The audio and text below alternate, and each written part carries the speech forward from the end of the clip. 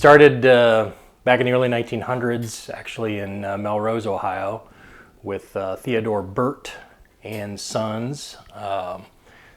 Started it out of a small granary in Melrose and decided there was a need for a quality seed product for farmers, and that's where Thompson Seed Farm was born.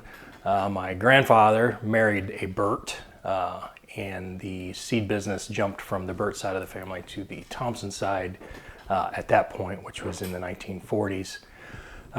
Moved back here to Allen County, and with his brother Roscoe Thompson, started Thompson Brothers Seed Company in Old Wooden Barn on Defiance Trail, where they operated for several decades.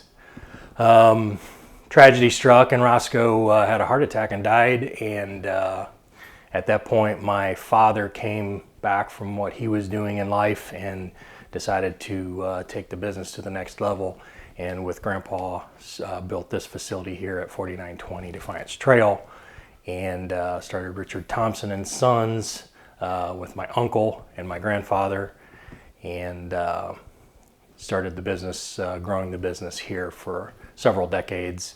Kept expanding in through the 80s and early 90s, and then late 90s, early 2000s, my dad wanted to kind of step away from it, and that's when I came into the picture, which I would be the fourth generation, providing quality seeds to local farmers and small businesses just like me. I also farm about 300 acres, and all the seed products that I sell come from that 300 acres of farming.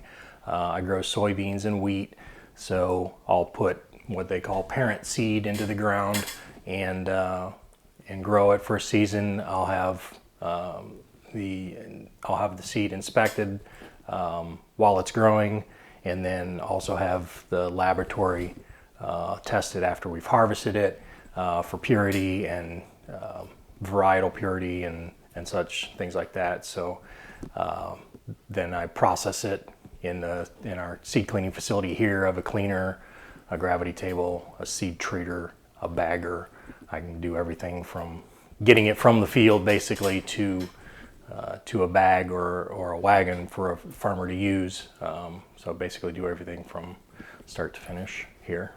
I'm overseeing every single aspect of getting that seed into a bag and to the farmer, whereas these large seed companies that employ thousands of people, it gets lost in what's going on. Where I'm running the seed equipment out there and looking at it and making changes and making sure the product is exactly the way I want it, perfectly clean and good. I always argue that big seed companies can't make as high a quality product as me, because I'm literally watching everything from start to finish. The biggest thing serving the local ag, as many ag products are, they're big, bulky, heavy, hard to transport. So having a local seed supplier, whether it's supplying certified seed for them to grow, or cleaning and processing their own seed.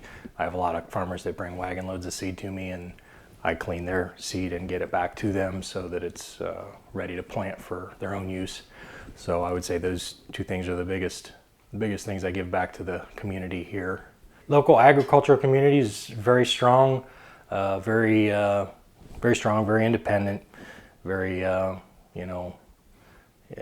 kind of the backbone of America, if you will. I mean, still, you go out there and you get things done. They go out there and get things done that needs to be done, no matter what, and they find a way and do it. And I'm proud to be member of that same philosophy, and the same people that do that on the countryside here it's impressive.